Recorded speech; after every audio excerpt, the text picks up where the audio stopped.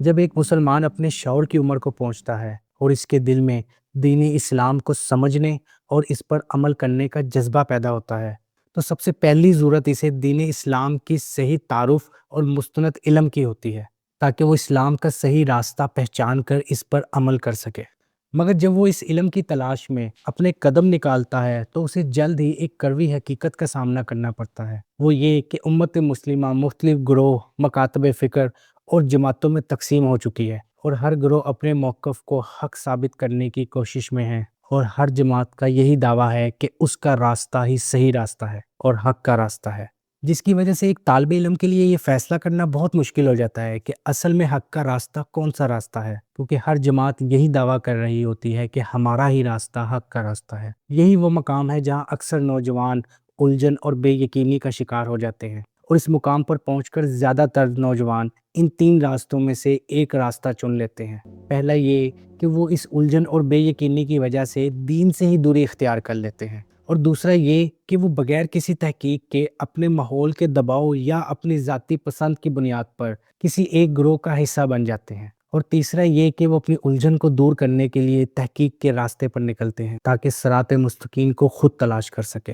2019 میں جب میں بھی اسی طرح کی الجھن اور بے یقینی کا شکار ہوا تو میرے سامنے بھی یہ تین راستے تھے۔ میں نے اس میں سے تیسرا راستہ چنا، یعنی تحقیق کا راستہ، اور پچھلے 6 سالوں سے میں اسی راستے پر گامزن ہوں۔ میری ایک عادت تھی، میں جب بھی کوئی تحقیق کرتا تھا تو اس تحقیق کو ایک نوٹس کی شکل میں لکھ لیتا تھا۔ پھر ایک دن میرے دل میں ایک خیال آیا کہ کچھ ایسے نوجوان بھی ہیں جو اس وقت الجھن اور بے یقینی کا شکار ہیں اور وہ دین میں تحقیق کرنا چاہتے ہیں، مگر اپنی مصروفیات کی بنیاد پر وہ ایسا نہیں کر پا رہے۔ تو میں نے سوچا کیوں نہ ایسے نوجوانوں کے ساتھ میں اپنے نوٹس کو شیئر کر دوں، ہو سکتا ہے یہ نوٹس ان کے لیے فائدہ مند ہو۔ میرے یہ نوٹس 3 حصوں پر مشتمل ہے۔ اپنے نوٹس کے پہلے حصے میں نے بنو تمیم سے لے کر بنو مروان تک کی صحابہ کی تاریخ لکھی ہے۔ یہ میرے نوٹس کا سب سے اہم حصہ ہے اور اسے مکمل کرنے میں مجھے 3 سال لگے۔ اس کی وجہ یہ تھی کہ جب میں نے صحابہ کی تاریخ کا مطالعہ کیا اور تاریخی کتابوں سے صحابہ کے واقعات پڑھنا شروع کیے تو مجھے محسوس ہوا کہ تاریخی کتابوں میں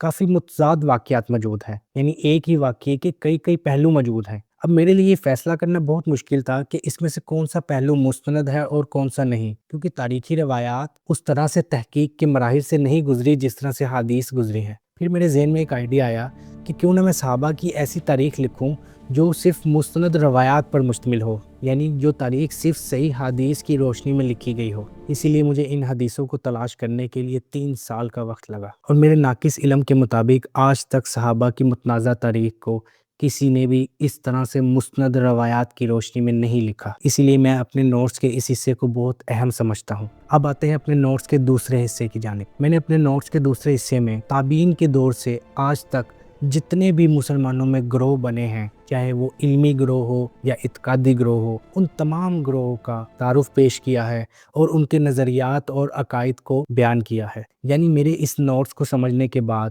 آپ اب تک امت میں پیدا ہونے والے تمام گروہوں کو اور ان کے نظریات کو اور ان کے درمیان فرق کو اچھے سے سمجھ پائیں گے۔ اب آتے ہیں میرے نوٹس کے تیسرے حصے کی جانب۔ یہ بھی میرے نوٹس کا بہت اہم حصہ ہے، کیونکہ اس میں نے موجودہ دور کے جتنے بھی گروہ ہیں اور ان کے درمیان جتنے بھی اختلافی موضوعات ہیں، ان موضوعات کو قرآن و سنت کی روشنی میں پرکھا ہے۔ یعنی ہم اس حصے میں یہ جانیں گے کہ کس گروہ کی کون سی بات قرآن و سنت کے مطابق ہے اور کون سی بات قرآن و سنت کے مخالف ہے۔ یہ 3 حصے مل کر ایک مکمل نوٹس بناتے ہیں، جس مکمل نوٹس کو میں نے یہ نام دیا ہے امت مسلمہ کی تقسیم کا تحقیقی مطالعہ، اور میں اپنے انہی نوٹس کو آپ کے سامنے ایپیسوڈ کی شکل میں پیش کروں گا۔ میری اگلی ویڈیو میرے نوٹس کا پہلا ایپیسوڈ ہوگی، مگر میں اپنے نوٹس سٹارٹ کرنے سے پہلے آپ کے سامنے 2 وضاحتیں رکھنا چاہتا ہوں۔ پہلی یہ کہ میں ہرگز یہ دعویٰ نہیں کر رہا کہ میں نے اپنی تحقیق سے جو راستہ پہچانا ہے وہی حق کا راستہ ہے اور باقی تمام راستے گمراہی کے راستے ہیں۔ میں تو صرف آپ کے ساتھ اپنے نوٹس شیئر کر رہا ہوں،